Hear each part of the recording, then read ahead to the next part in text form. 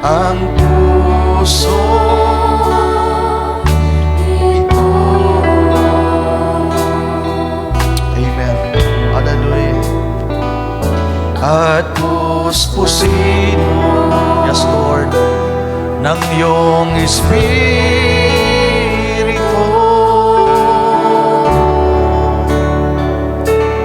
O Diyos, nasa iyo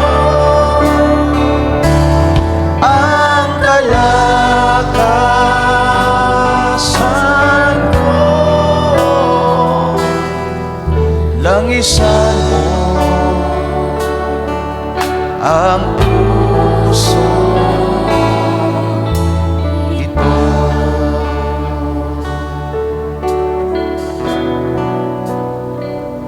Langisan mo ang puso ito. Amen. Give us say amen, mga kapatid. Sino sa atin ang gustong patuloy na malangisan ng Panginoon?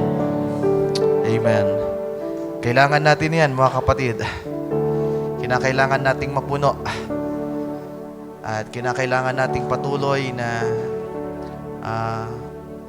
sabi ng scripture sa Ephesians chapter 5, be filled with the Holy Spirit. Tayo manalangin, mga kapatid. Aming dakilang Diyos, yan ang aming dalangin sa gabing ito. Patuloy niyo po kaming langisan, Panginoon. Patuloy niyo po kaming punuin ng iyong salita. At patuloy, O Diyos, na palaguin ang buhay na itinalaga mo po sa bawat isa sa amin. Buhay na yung iniingatan, Panginoong Diyos. At nawa sa gabing ito, ang buhay na ito ay minsan pagpagpalain mo ng yung mga salitang pinagpala. Gabayan niyo po kami at pangunahan. Ikaw po ang muling mangusap at magsalita sa aming kalagitnaan. Speak to us, Lord, as we humble ourselves to you. Dalangin namin ang lahat ng ito at sa mo hinihiling sa iyo po at sa iyong dakilang pangalan. In Jesus' name we pray. Amen. And amen. Ating palakpakan ng Panginoon, mga kapatid. At tungo na kagad tayo sa PowerPoint natin. Siguro makakaupo na kayo, mga kapatid, dahil inihahanda pa. At dito tayo magbabasa. So yung topic ko ay mahalaga ito. Actually, ito po yung topic namin sa ministerial meeting.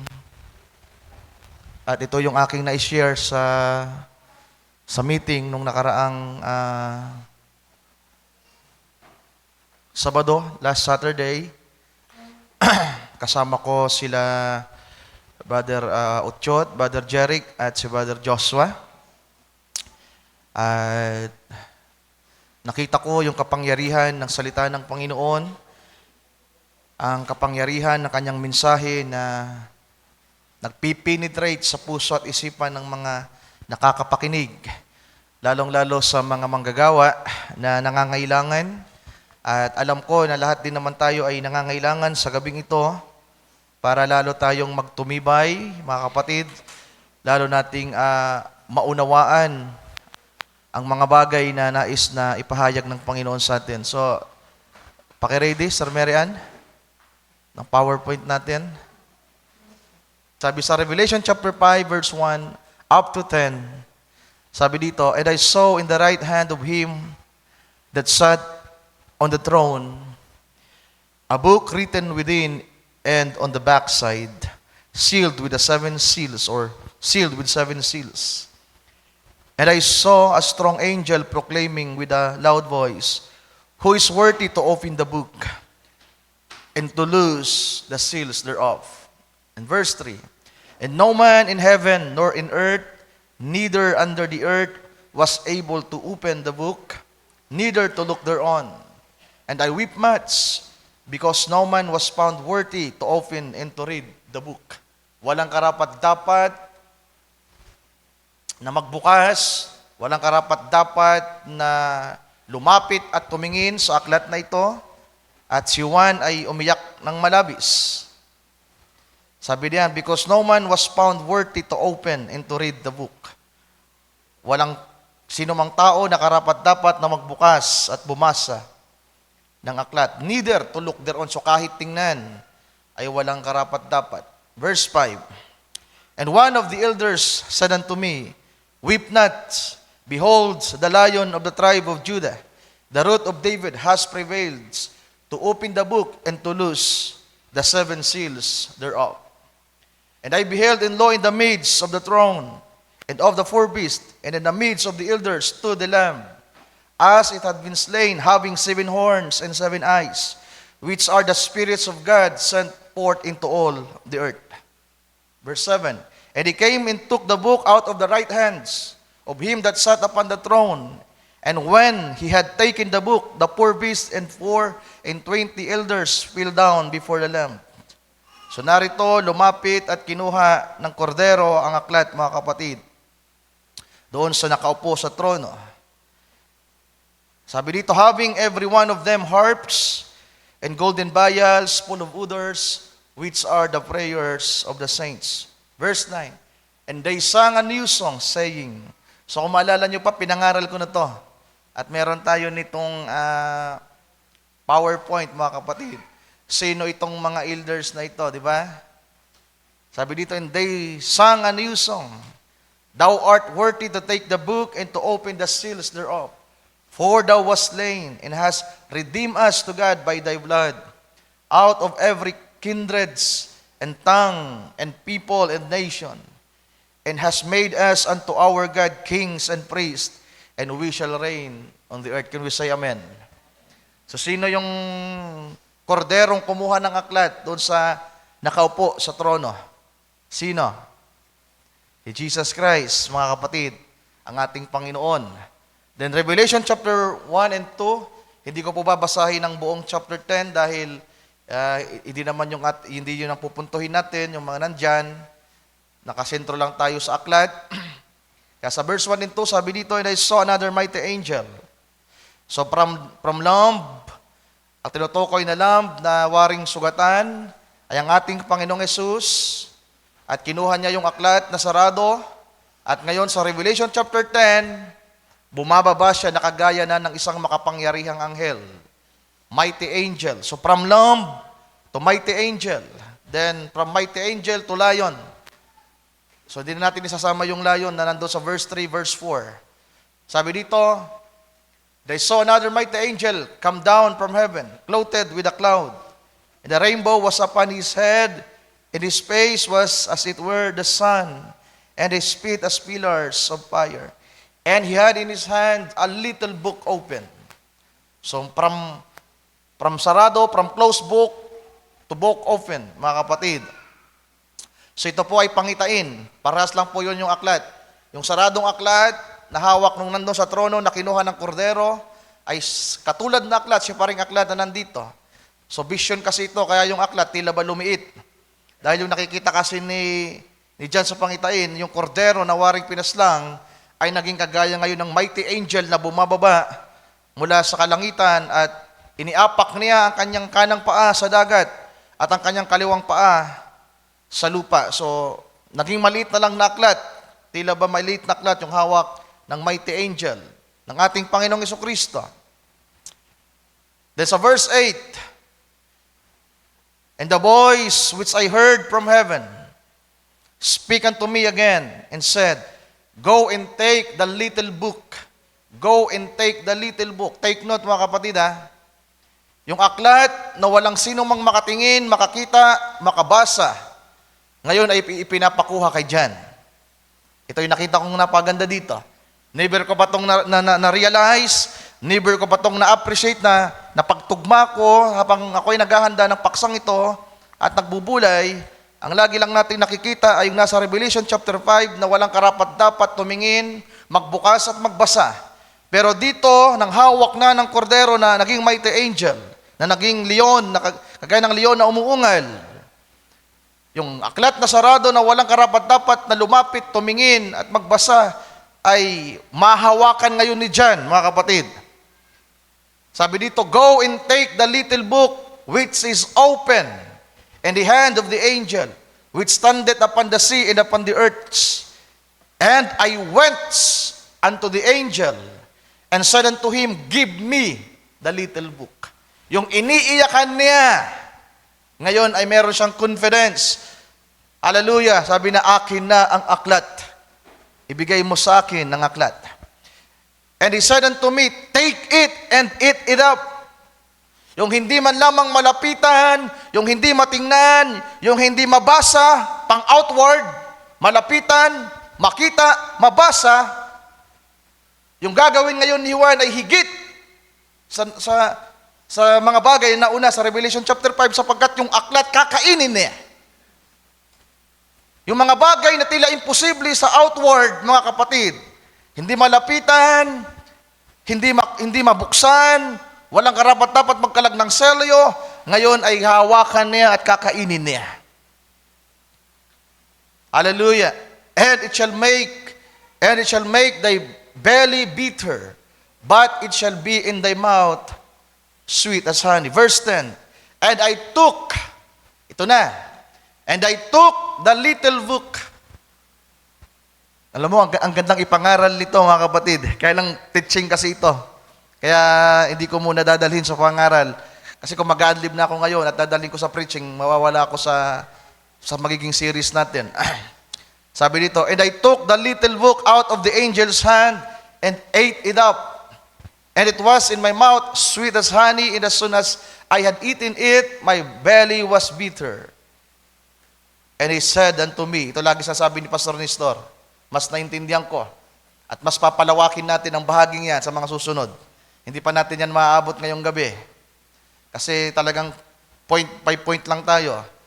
Tatapusin natin doon ng maaga. Sabi dito, Thou must prophesy again before many peoples and nations and tongues and kings. Yung aklat na hindi malapitan, mabuksan at mabasa, kakainin ng nobya ni Kristo, at pagkatapos niyang makain, meron siyang gagawin.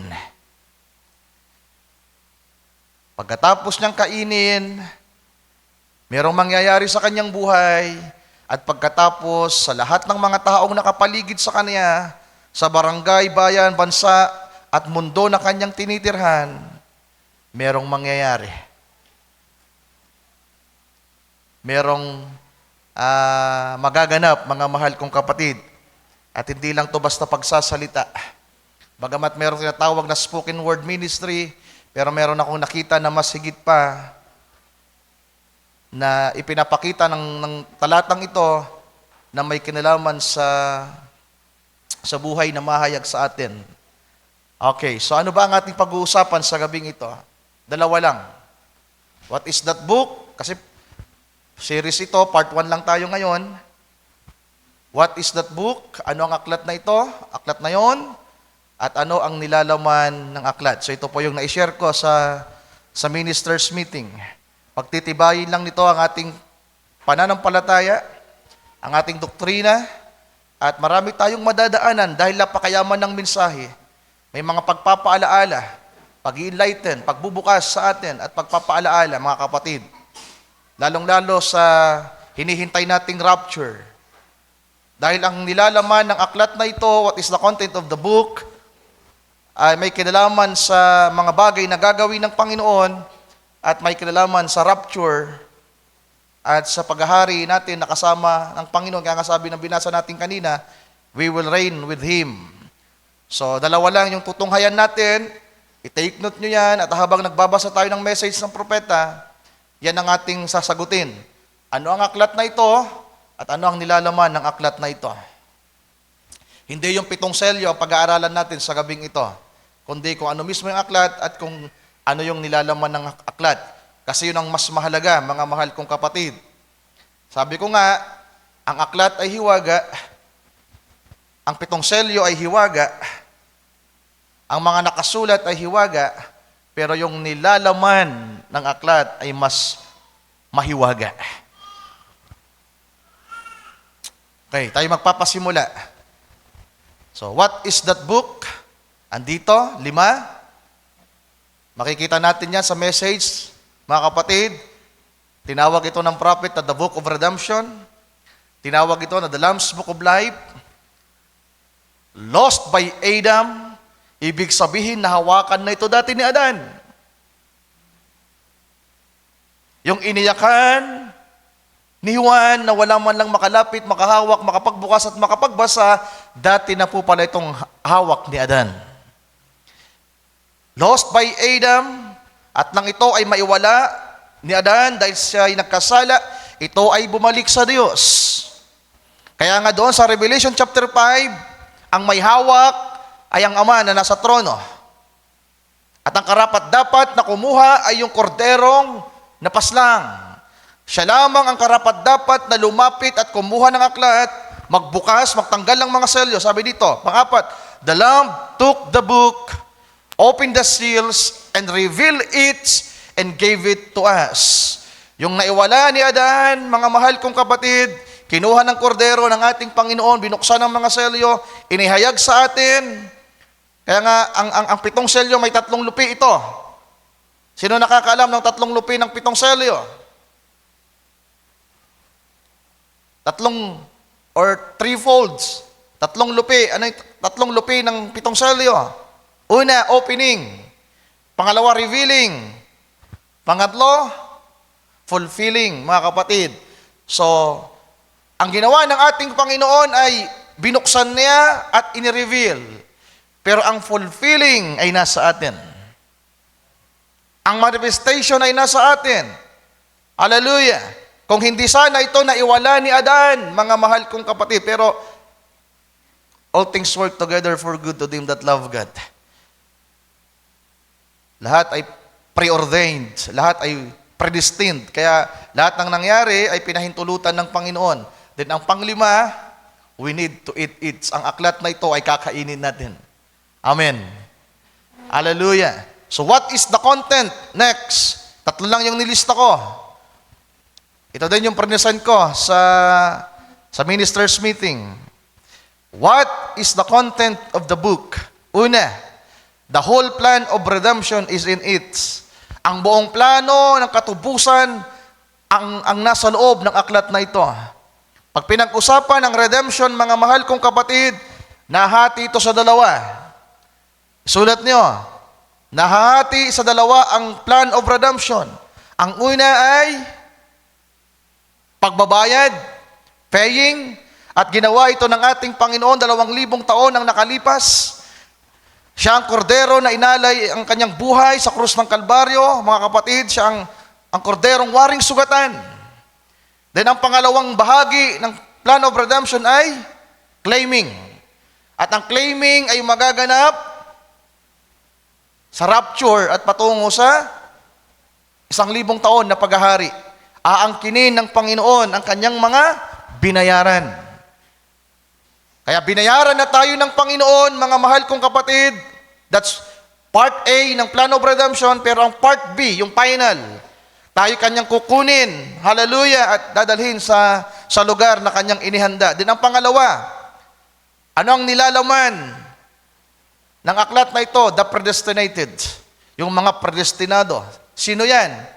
Yung mga buhay natin, yung mga buhay ng mga anak ng Diyos, ng mga nobya ni Kristo, hallelujah, na pinili na ng Panginoong Diyos mula pa sa walang pasimula. At dahil andyan ka, siyempre may pangalan ka. Di ba?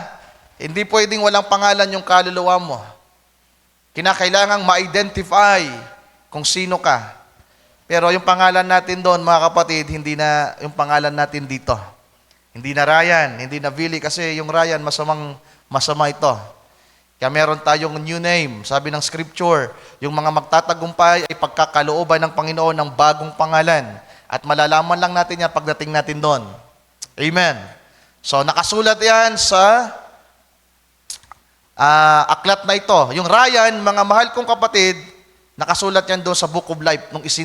Ang nakasulat kasi sa Book of Life, yung mga pangalan natin sa mundo.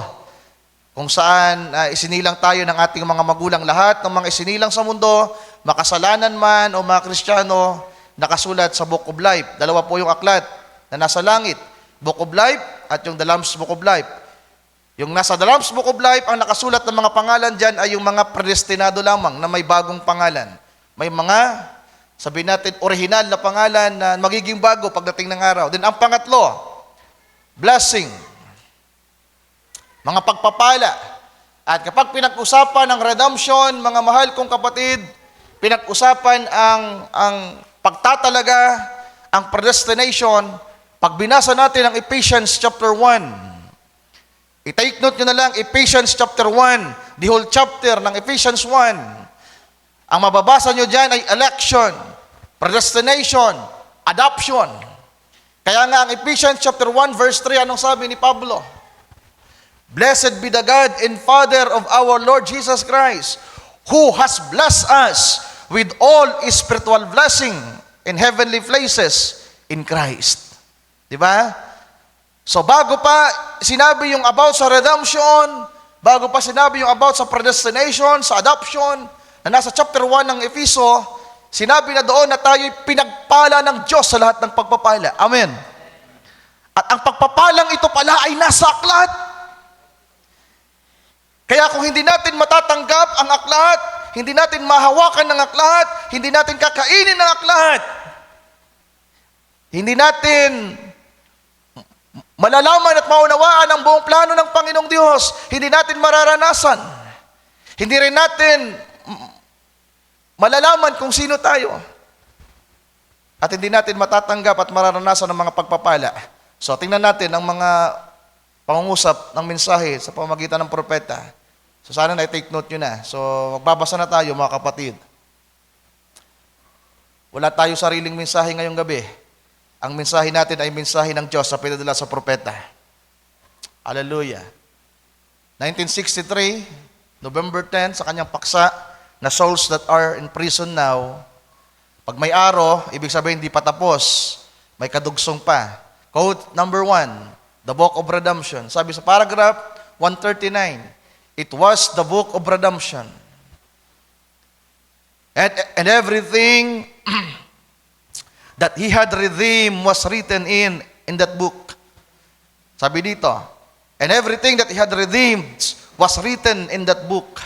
Lahat ng kanyang mga tinubos ay nakasulat sa aklat na ito. All that he had died for was written in the book.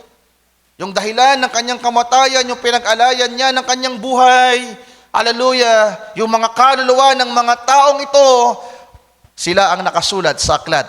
Amen. Amen. Say amen. Agree, mga mahal kong kapatid. Alam niyo ang isang prinsipyo ko, amin lang ako ng amen. Kasi may kapangyarihan ng amen natin. Kung gusto nating mangyari yan sa buhay natin, mag-agree kayo sa Word of God, mga kapatid. Say amen.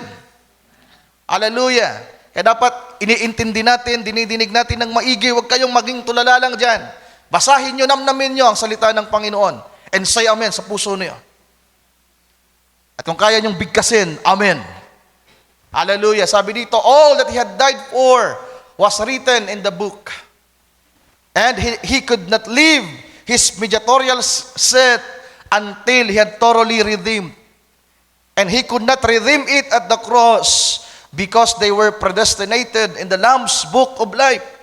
And he had to stay on there to make intercessions until that last person was finished. Glory.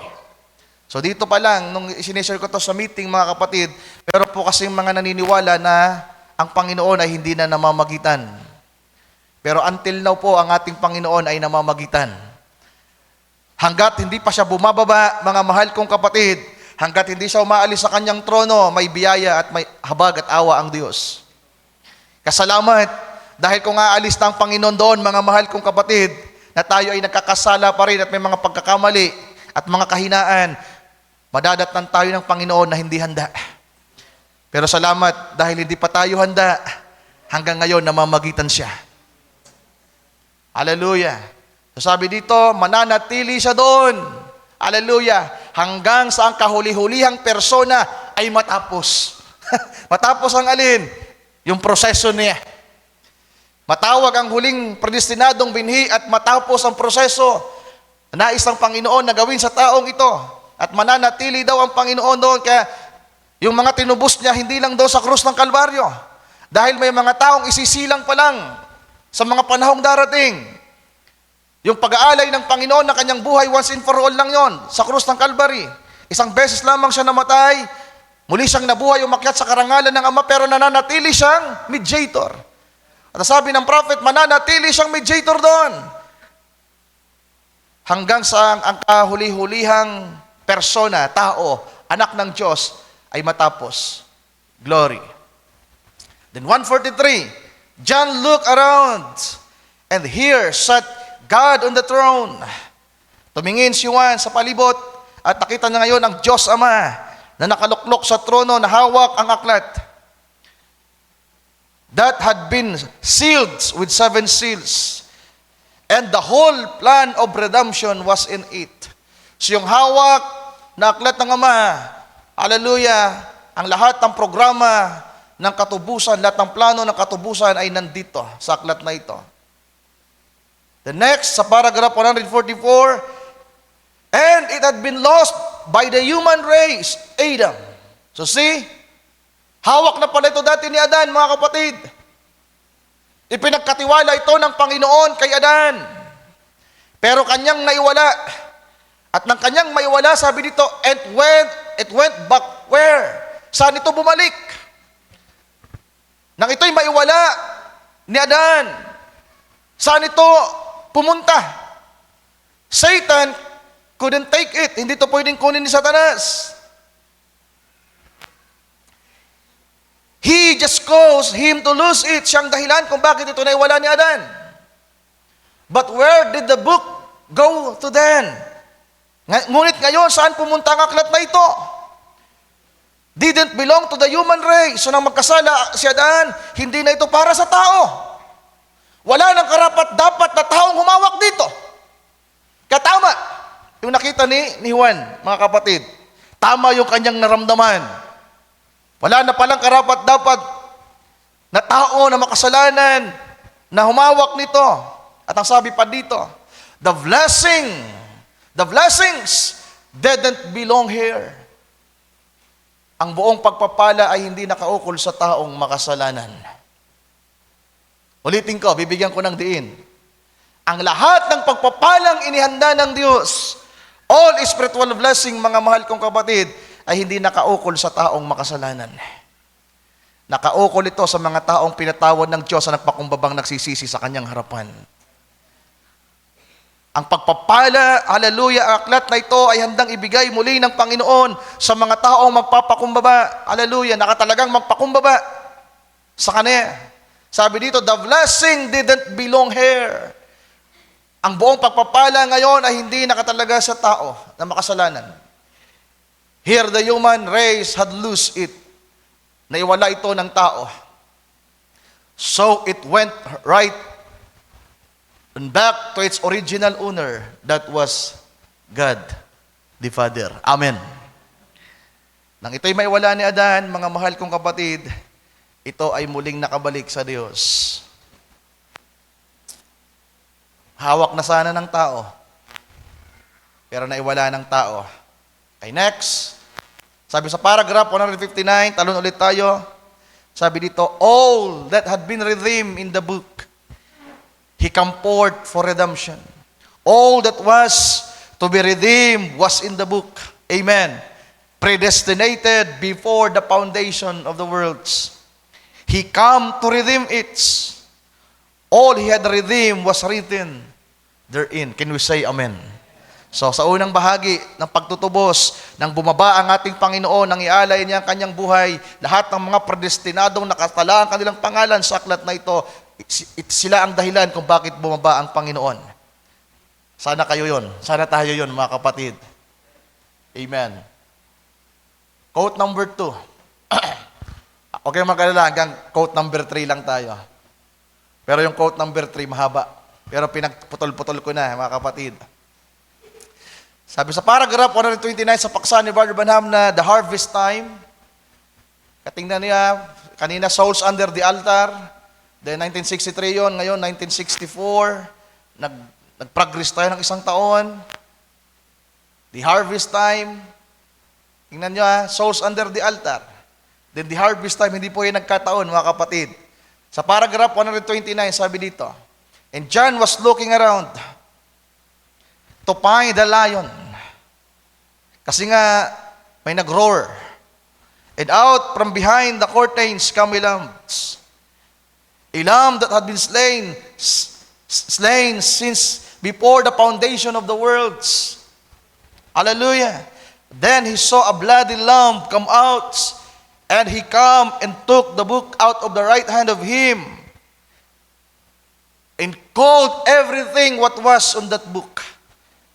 It's the complete book of redemption. So, nang lumapit ang Panginoon doon sa nakaupo sa trono, at nang kanyang kunin ng aklat, mga mahal kong kapatid, nagsalita pala ang Panginoon. At ang sabi doon, tinawag niya ang lahat ng mga nakasulat doon. Sino yung mga nakasulat doon? Sino yung nilalaman ng aklat? Yung mga predestinadong binhi. Kaya nang ialay ng Panginoon ang kanyang buhay, nang tubusin tayo, mga mahal kong kapatid, maririnig at maririnig mo ang kanyang tinig na mangungusap sa puso mo. Hindi to para sa lahat. Nang ialay pala ng Panginoon ang kanyang buhay, mga mahal kong kapatid, hallelujah, ang kanyang salita ngayon na ating naririnig. Kapag narinig natin ang kanyang salita, tumatawag ito sa atin. May tinig tayong naririnig. Hallelujah. Kaya kung parte ka ng predestinado ng Panginoong Diyos, ini-enjoy mo ang kanyang salita.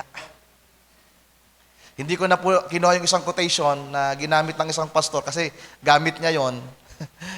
At hinahanap ko nga sana, di ko makita. Yung isang pastor nag-quote din, at ang sabi doon, habang pinapakinggan mo ang pangaral ng kanyang salita at nire-reveal ang mga hiwaga at nauunawaan mo, tinatawag ka ng Panginoong Diyos. Tinatawag ang pangalan mo. Ulitin ko, hanapin ko yung quote na to, sabi ng prophet. Habang nakikinig ka ng salita at nare-reveal sa iyo, ito yung palatandaan na tinatawag ka ng Diyos. Ibig sabihin, may mga taong makakarinig ng salita, pero hindi makakaunawa. Pero yung makakaunawa, sila yung tinatawag. Kaya kung naunawaan niyo ang salita ng Diyos sa ating panahon, tinawag kayo ng Panginoon. Naranasan nyo ba na maunawaan ang kanyang salita, mga kapatid? Amen. So next, aray tayo masyadong magtagal. Sabi dito, sa pagpapatuloy, and this is it, the book of redemption. He redeemed all was in that book. Tinubos niya ang lahat ang naroon sa aklat. Now, not out of the book, but was in that book. Anything that had a beginning has an end. Kasi, bakit sinabi ng propetang not out of the book? Kasi yung aklat, merong pang mga nakasulat sa loob at sa labas, di ba? Kaya yung nasa loob lang, that was in the book, hindi yung nandun sa selyo. Kasi kapag pinag-usapan natin yung selyo, pag binuksan yung unang selyo, ano yung lumitaw? Kabayong maputi, mandaraya. At hindi tayo parte doon. Tama ba? Nang buksan ang ikalawang selyo, may nilalaman ang lumabas, kabayong mapula. Nang buksan ang ikatlong selyo, may lumabas na kabayo, kulay itim. Pero sabi ng propeta, hindi yung nandoon hindi yung not out of the book. He redeemed all that was in that book. Amen. Naintindihan niyo ba, mga kapatid? That was in that book. Not out of the book. Kasi yung aklat, malawak. Sabi dito, anything that had a beginning has an end. But if you've got eternal life, you never did begin and you cannot end. So dito medyo malalim pa yung sinasabi ng propeta. Mamaya maintindihan natin. Sabi niya, ngunit kung ikaw ay may walang hanggang buhay, wala kang pasimula at wala kang katapusan. Amen. Paano kaya mangyayari yan sa atin bilang tao? Sabi diyan, because you are sons and daughters of God, attributes of His thoughts and His word. Tayo pala yung mga anak ng Diyos at tayo ay kanyang attributes, mga kapatid. Tayo kanyang kalikasan at tayo ay kanyang salita. You have no ending of life if your name is on that book. Walang katapusan ang buhay mo, kaya eternal pala tayo. No beginning, no end, mga kapatid. Yung buhay natin ay hindi nagsimula nang ipanganak tayo ng ating mga magulang sa laman. Ang buhay natin ay nagsimula sa walang pasimula. from eternity. We are eternal. Can we say amen to that? We are eternal. Iba yung kalagayan ng mga predestinado. Sabi ng John 3:16, for God so loved the world that He gave His only begotten Son, that whosoever believes on Him should not perish, but have an everlasting life. Yung mga sasampalataya ay tatanggap ng buhay na walang hanggan. Diba? Yung isang uri ng tao, tatanggap ng buhay na walang hanggan, yung mga maliligtas. Pero yung predestinadong nakasulat ang aklat sa kordero ng buhay, wala kang pasimula at wala kang katapusan. You are eternal. Bakit ka naging eternal? May clue na dito eh. You are part of His attributes, of His thoughts, and His word. So may kinalaman pala ang salita, kanyang kaisipan at ang kanyang attributes. So mamaya mababasa natin yan ng malinaw, mga kapatid. Sabi sa pagpapatuloy, the Lamb come to redeem it. Not all that profess Christians, not all that try to live good and holy. So maraming mga taong nagsasabing Kristiyano sila, sinusubukan nilang mamuhay ng may kabanalan. Marami. Ang mga Methodista, they are holy, mga mahal kong kapatid. They have a sanctified lives. Ang mga Pentecostal, pag tiningnan nyo ang kanilang buhay, they are holy. They are good. Minsan, pag pinapanood ko nga po at nakakasama ko yung mga born-again Christian, ang babait nila. Ang layo po sa inyo. Sa totoo lang. Pag nakausap mo yung pastora, nakausap mo yung anak ng pastor, yung mga miyembro nila, ang babait, ang lulumanay. Ang ganda ng aura. Pero tayo, puro nakasimangot.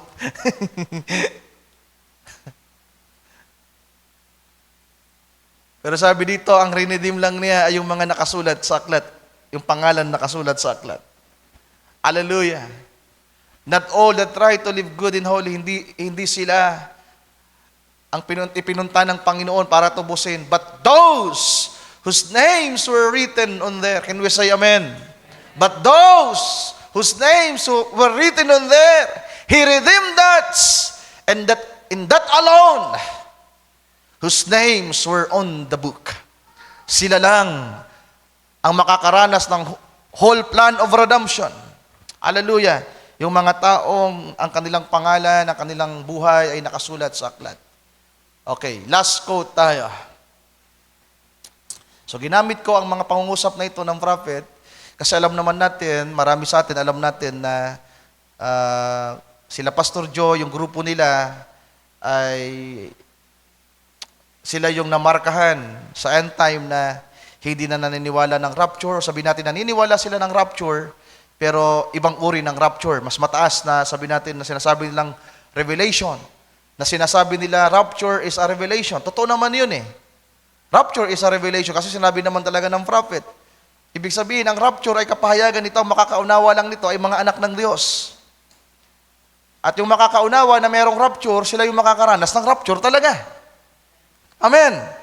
Hindi mo mararanasan ng actual na rapture kung hindi mo naintindihan kung ano yung rapture. Kaya ang rapture ay kapahayagan. Kapag na-reveal sa iyo ang rapture, then, anong gagawin mo?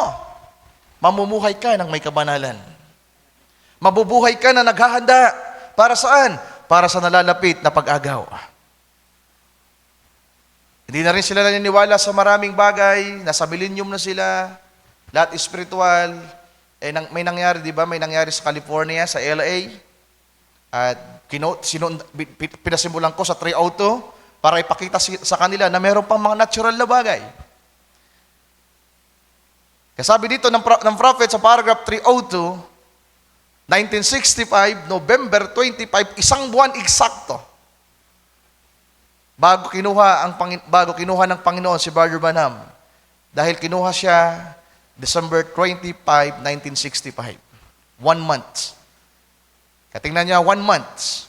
Sa loob ng isang buwan, after niyang mangaral, at gaano kahalaga ang pangangaral niya ito, mga kapatid. Sabi ko nga doon sa presentation ko, isa ito sa pinakamahalagang aral niya.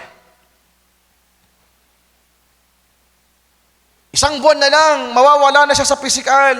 At nag-iwan si Brother Branham ng isang paksa na napakahalaga. Kaya ihimayin natin to, mga kapatid ko. Ulitin ko, ang paksang ito ay napakahalaga. Handa na ba kayo? Okay, simulan natin. Sabi dito, and everything has been said. Lahat ay nasabi na.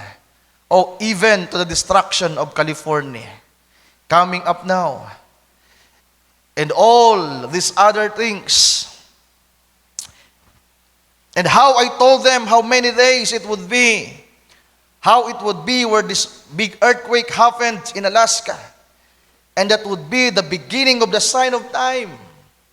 So merong pang hinihintay ang prophet na mga tanda ng panahon at may mga mangyayari pang kalamidad, destruction.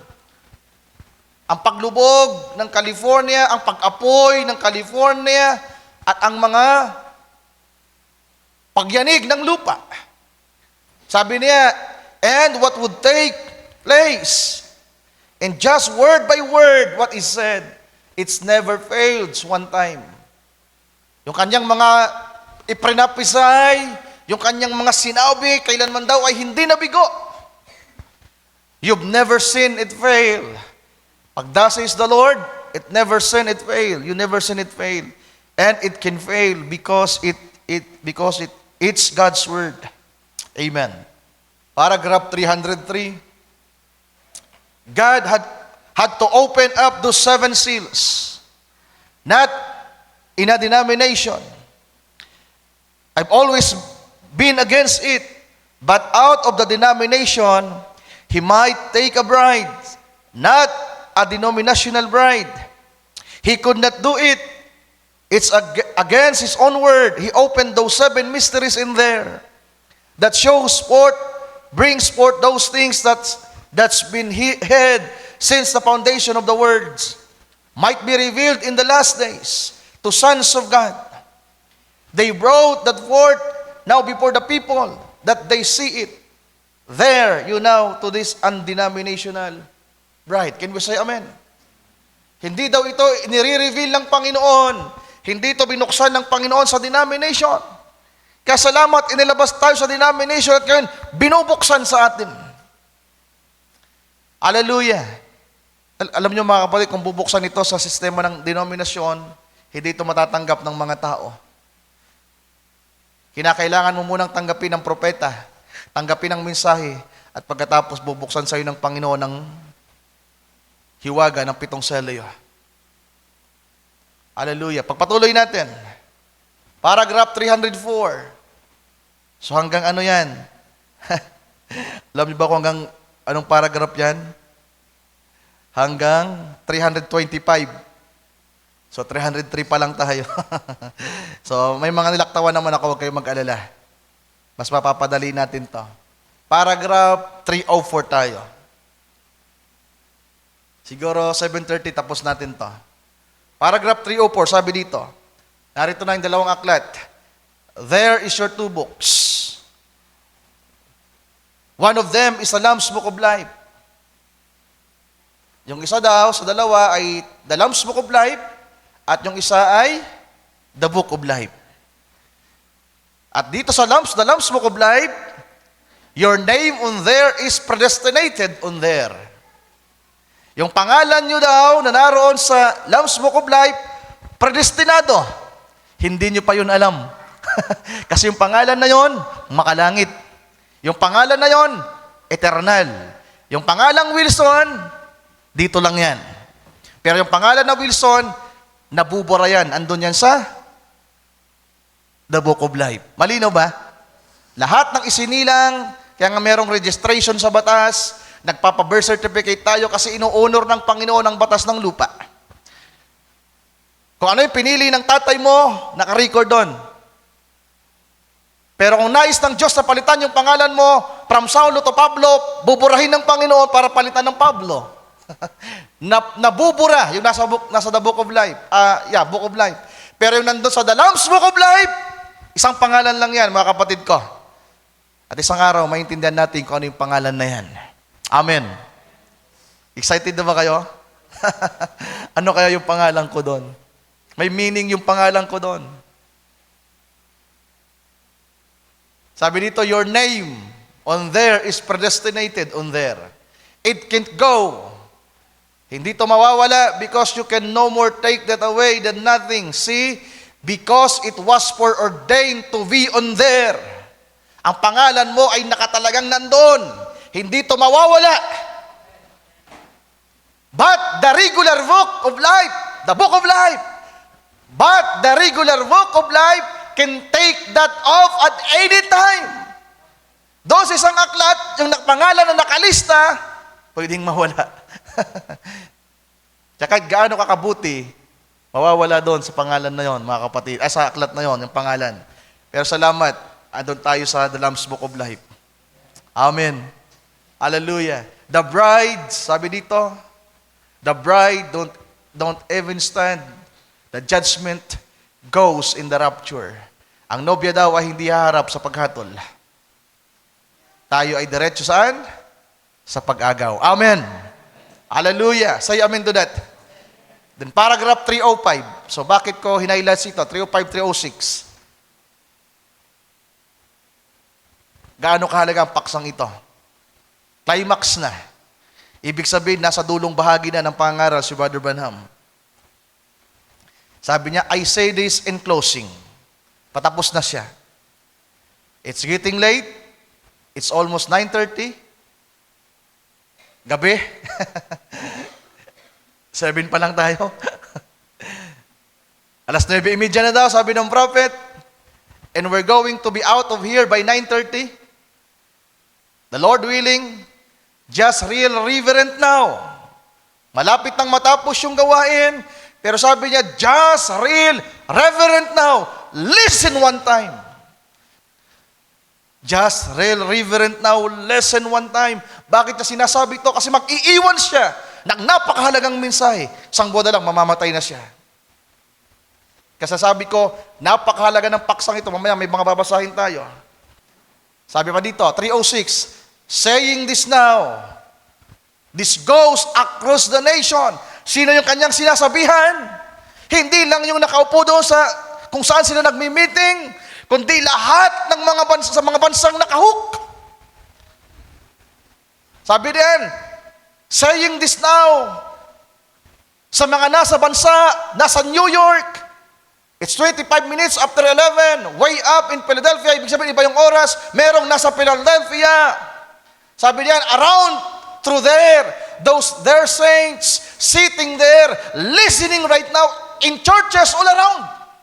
Ibig sabihin, habang nangangaral si Brother Branham, may mga simbahan sa bawat bayan na nakikinig sa kanyang pangaral. Tingnan niyo kung sinong mga nakikinig sa mensaheng ito. Churches all around, way up, way down around Mexico. Pati yung mga nasa Mexico, naka-hook up, nakantabay. Way up around in Canada and all around across 200 miles anywhere within the North America continents. Almost people is at it listening right now. Wala tayo noon eh. Pero kasama na tayo ngayon na nakikinig, mga kapatid ko. Hindi nabanggit ni Brother Branham sa Amerika, sa Pilipinas, sa Asia, sa Europa. Pero narito na, ipinaabot na sa atin ang kanyang mensahe. Handa na ba kayong malaman ang kanyang huling mga sasabihin? The climax of the message. 307. And that's my message to you, church. Napaka-personal. You, that's a union, spiritual union by the word. Ito ang mensahe ko sa inyo, o iglesia. Kayo na nakikipag-isa sa spiritual, sa salita. Kayo ay patay na sa inyong dating asawa. Ang mundo, si Satanas, ang relihiyon. You are born anew. Don't try to dig him up. He's dead. If you are a born-again Christians, that little germ that was predestinated to you, it's word coming on word. On word, on word, on word. and come into full stature of Christ. That's right. So, He can come get His bride. Bakit pala tayo eternal, mga mahal kong kapatid? Bakit pala tayo walang simula at walang katapusan? Meron tayong binhing salita. At si Kristong salita, nakipag-isa sa atin. Nagkaroon ng yun, mga mahal kong kapatid. Hallelujah! Kaya tayo daw sa kanila na nakikipagkaisa, na nakaranas ng born-again Christians. Yung binhi na yun, yung buhay na yun na nasa inyong predestinado, ito ang maghahatid sa inyo sa hustong gulang. Full stature in Christ. Problema ba natin yun, mga kapatid? Hindi pala. Hindi pala natin problema. Ang kailangan lang natin, kainin yung aklat. Hindi natin kinakailangang piliting magpakabanal, mahirapan tayo. Kailangan lang natin kainin ng aklat. Sa susunod yan, pag-usapan natin paano kakainin ng aklat, mga kapatid. Sabi dito, now we are just ready for one thing. That's the coming of the Lord. See? Ay wala na silang hinihintay. Buti pa ang propeta, isang buwan na lang bago mamatay, inihahanda ang mga Kristiyano. At sabi ng prophet, handa na tayo. Handa na tayo. Handa na siya. Kaya nating sabihin yan ngayon. Bagamat hindi pa naganap ang rapture sa panahon ng prophet, pero alam niya sa kanyang sarili na handa na siya at handa na sila. Merong mga Kristiyano sa kanyang panahon na nakipag-isa kay Kristo. Mamaya may mga babasahin pa tayo sa mga sunod pang mga pangungusap niya na nakita ng propeta na handa na sila. Kaya makikita din pala natin to, mga mahal kong kapatid, sa buhay natin. Now we're just ready for one thing. That's the coming of the Lord. Can we say amen? Sana nga maging handa din tayo. Paragraph 313, laktawan ko na yung marami pang pangungusap niya. I-type nyo na lang yan. At hanapin nyo, basahin nyo. From 302 to 325. So sa 313, sabi dito, after all had been made ready for the events. That's what is taking place right now. All is being made ready for that event, for the event. A church being folded out for His name's sake, taking His bride out from amongst the worlds, these denominations in all the worlds, in the fields and things of the world. So narito, kinuha ng Panginoon ng kanyang nobya, mula sa sanglibutan, mula sa iba't ibang denomination na nasa sanglibutan.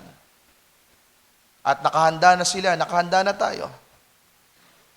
Paragraph 319, sa dami ko ng linaktawan, 314, 315, 316, 317, 318, then 319 tayo.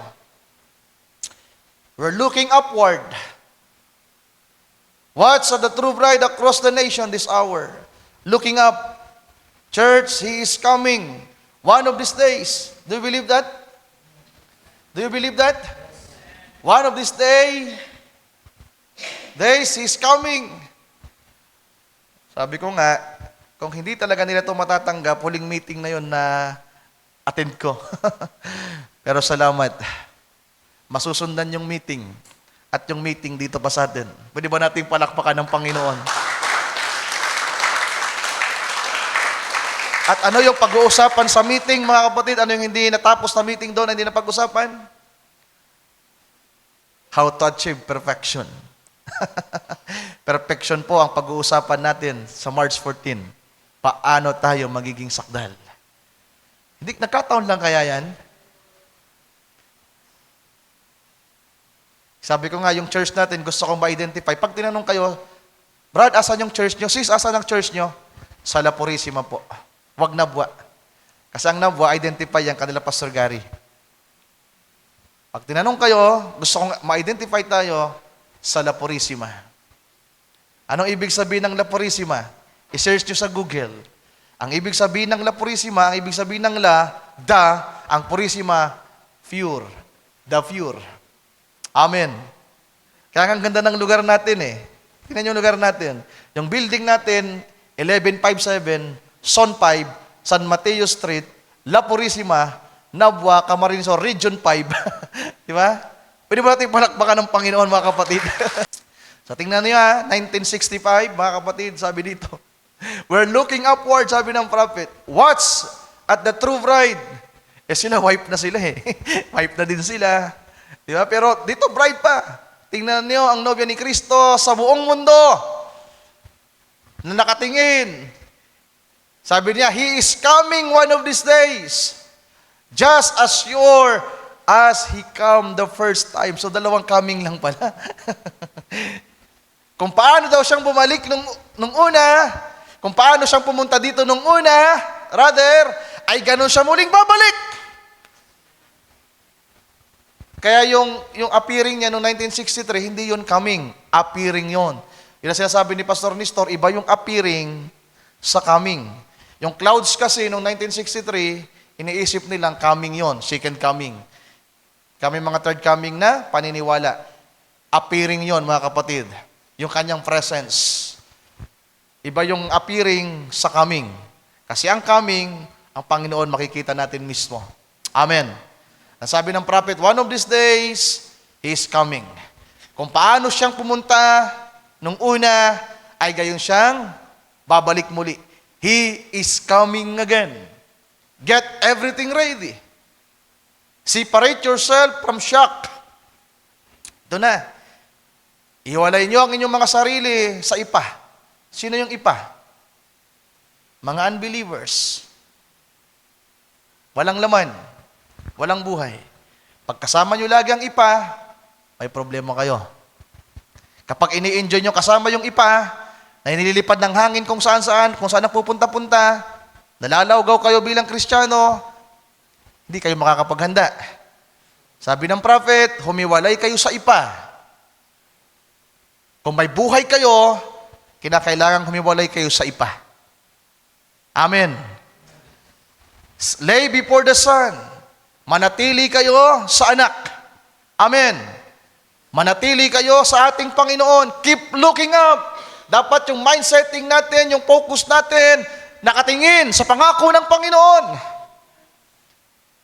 Keep looking up. Be under expectation. Be under expectation. Mga kapatid, ano bang ine-expect ninyo? Anong mas matimbang sa puso niyo? Makapagtapos ang pag-aaral, that's good. Makapag-asawa, that's good. Makapagtrabaho, that's good. Walang masama diyan. Pero kung wala sa isip niyo ang pangako ng Panginoon na pag-agaw, may problema kayo. Kaya dapat ang nasa isip natin, mas matimbang ang nalalapit na pangako niya na mahayag. Walang masama na maghanap ng trabaho, magkaroon ng bahay. Kanina nga, pinag-usapan namin, Sir Mary Ann. Sabi ko, habang dumadaan kami sa Pispan, gusto kong bilhin to. Pag nabenta to, akong bibili dyan, kami magtatayo ng bahay. Yung bahay dyan, sa'yo na. Pero kung gusto mo naman, ipaayos natin, pa-renovate natin, kung mayroon pang panahon. Under expectation. Walang masama doon. Pero kinakailangan, habang naghihintay tayo, ang pinakadapat na ina-expect natin, ang pag-agaw. Amen. Ang paghahari ng ating Panginoong Jesucristo. Paragraph 322. Brother, let's get all things ready. Naririnig nyo na ito ngayon, mga kapatid. Naririnig na natin. Brother, let's get all things ready. For one of these days, the fire is going to fall. We're going up. Amen. Now, let's get ready for the fire falling time. We're in the last days. We all know that, and we are ready for the coming of the Lord. Salamat na lang sa propeta, kaya nang sabihin niyan.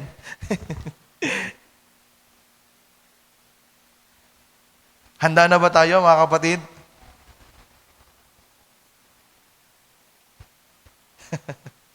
Handa na po ba tayo?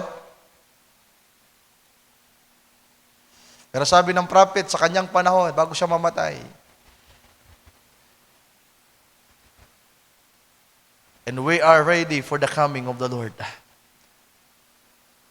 Ano dapat natin gawin, mga kapatid? Ito ang mensahe niya. The thing to do. Kung papakinggan niyo ang mensahe ng propeta at kakainin ngayon ng salita na bukas,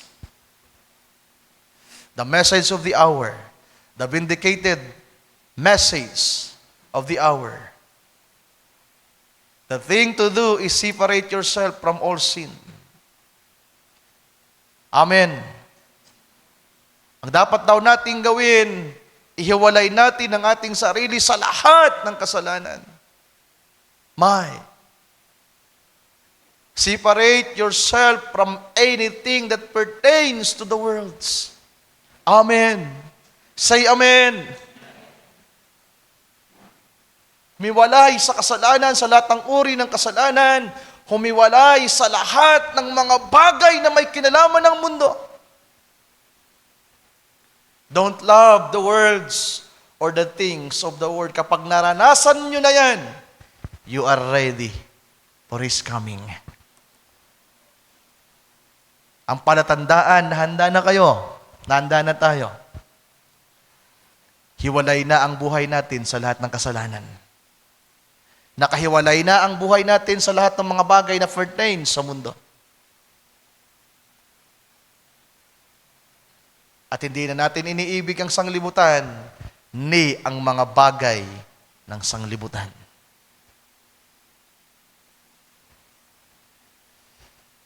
Ngayon, iisipin natin, parang ang hirap pa lang, mahirap pa lang ngayon. Ang kailangan mo, kainin ang bukas na aklat.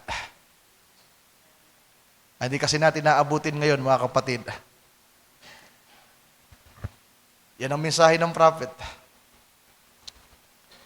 3:23, let no man by his creed deceive you. Sa kanyang mga doktrina, mga aral, wala nawang makadaya sa inyo. Tingnan niya, sabi niya dito, you stay right, straight in the promise of God. Actually, di ko na po sinama yung ibang mga bahagi. Ano yung pangakong sinasabi dyan ng propeta? Malakay chapter 4. Ano yung pangako? Behold, I will send you Elijah the prophet before the great and terrible day of the Lord. You stay right straight in the promise of God. Manatili kayong tama sa pangako ng Diyos ng Malakay chapter 4. Basahin nyo lang, andyan yan mga kapatid. Ang tinutukoy dyan ni Brother Branham na pangako, Malakay chapter 4. Kaya mahal natin ang prophet at nagpapasakop tayo sa kanya ngayon. Kung gusto nating maging handa, hallelujah, manatili kayong tama na nakalinya sa pangako ng Diyos sa kanyang salita.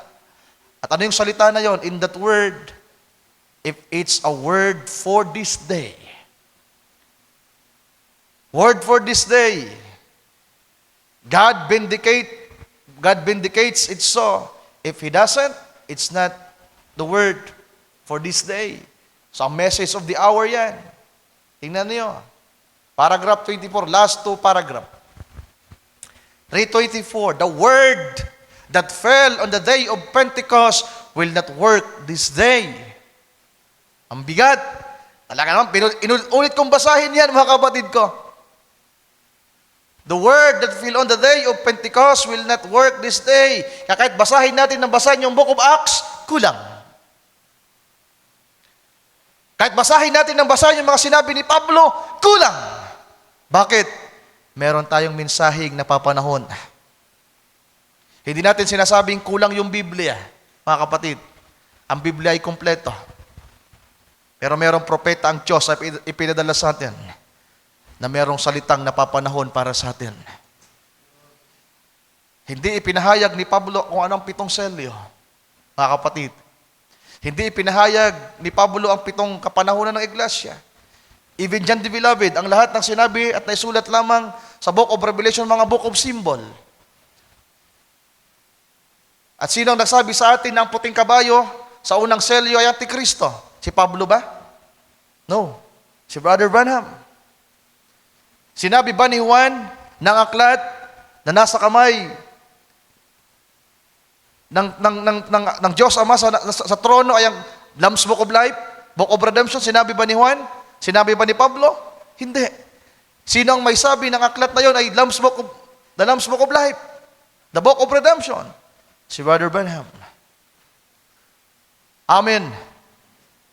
Kasabi dito, the word that fell on the day of Pentecost will not work this day.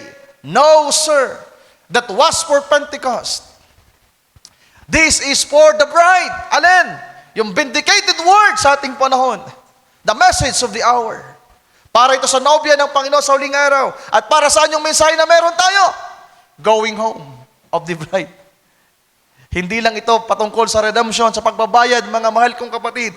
Ang mensahe natin na napapanahon para salubungin na si Kristo sa pag-agaw. Amen.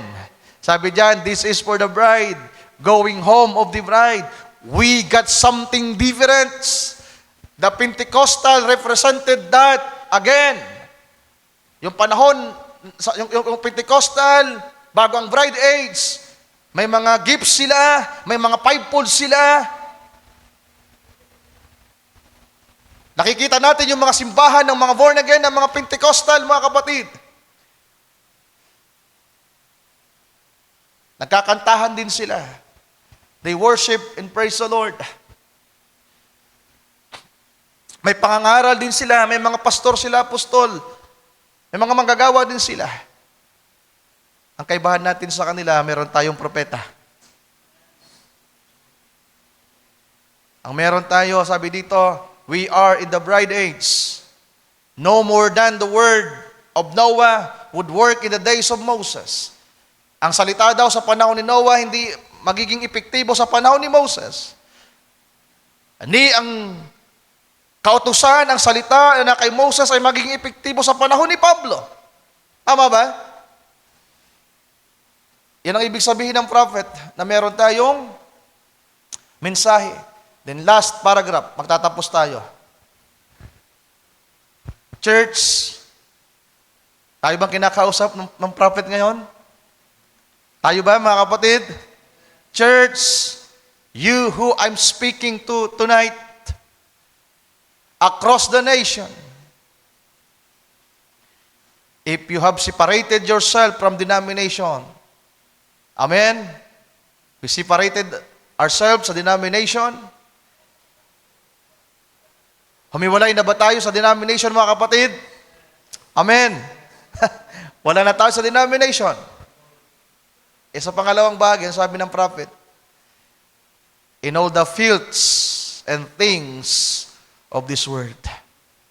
Baka nakalabas tayo sa denomination, pero sa gawa ng mundo, hindi pa rin. Kinakailangan nating lumabas. Amen. Kinakailangan nating lumabas sa mundo.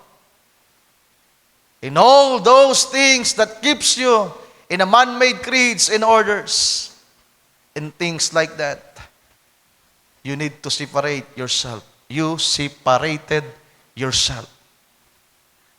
At kapag nahiwalay natin ang ating sarili sa mga bagay ng mundo, look up. Get ready.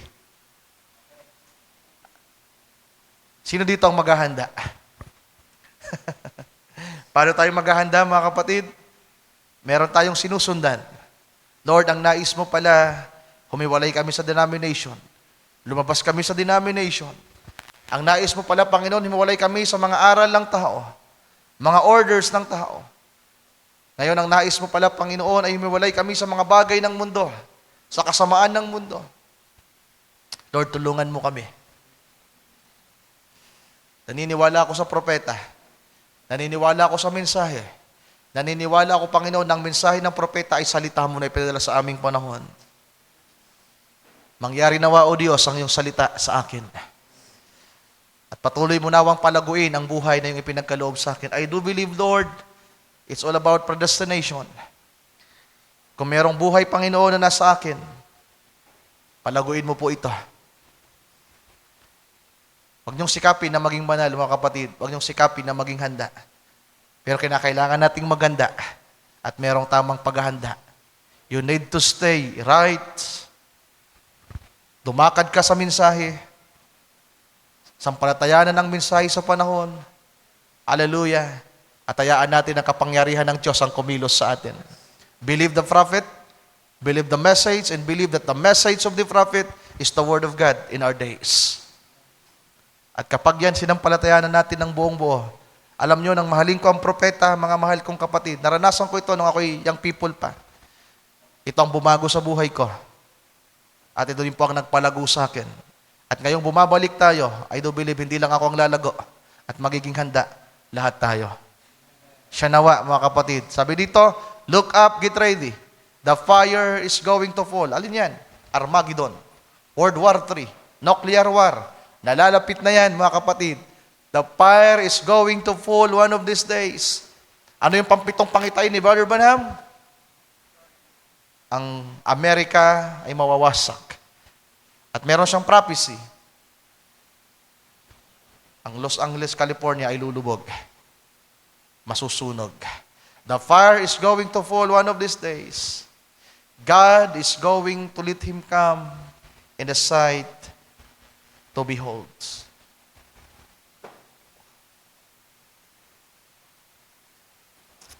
Meron pa palang kadugsong. Mahaba pala yung paragraph 325.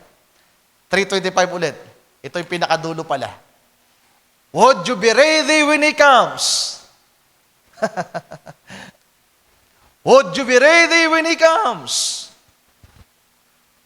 Would you be ready to go up with Him when He comes? Habang tinatanong ko to sa kanila,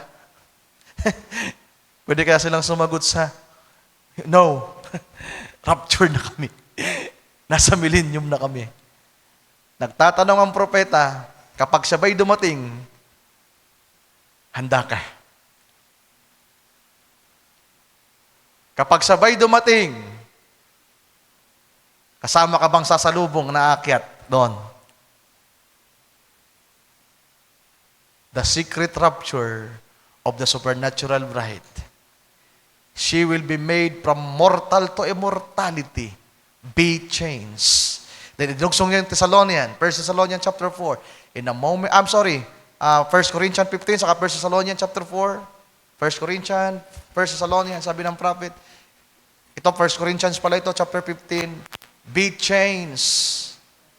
In a moment, in a twinkling of an eye. We which are alive and remain shall not prevent them which are asleep. Amen. Pwede ba nating palakpakan ng Panginoon, mga kapatid? Tayo lahat ay magsitayo. Basahin nga natin ulit ito. Would you be ready when He comes? Oh, nagmamadali, Sir Marian. Bakit inilagay mo dyan? Tinatawag ko yung mga musicians natin. Mawit tayo ng isang awit, mga kapatid. I know I am the bride.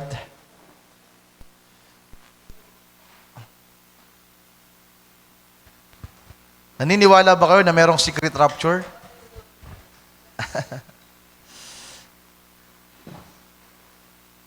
Sa mga nasa live, sana napakinggan niyong mabuti, mga kapatid.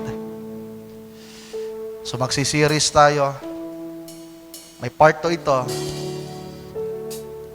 Pwede nating daanan kung anong 7 selyo. Sabi ng prophet, ang 7 selyo ay may kinalaman sa 7 thunders. Ano ang 7 thunders? At paano natin ito kakainin, mga kapatid? At ano yung dapat nating makita at maranasan sa buhay natin? Mawit tayo. I know I am the bride, Sir Marian. I-plus mo nga. Sige, yung isa pa. Kasi di ba pinapabago ko na yan? Sige pa. Yeah, palitan mo yung I will do.